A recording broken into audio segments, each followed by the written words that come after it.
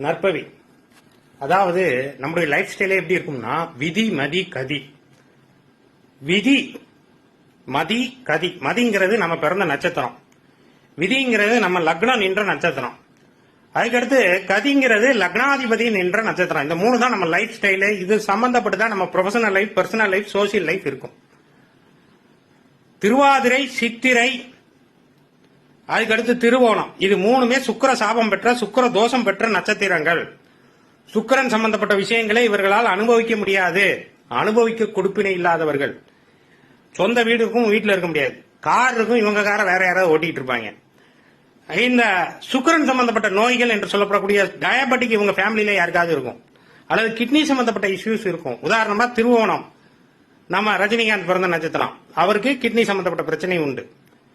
அவருக்கு எல்லாம் இருந்தும் அனுபவிக்க கொடுப்பினை இல்லாத நபராகத்தான் அவரும் இருக்கின்றார். அது நிறைய பேருக்கு தெரியாது.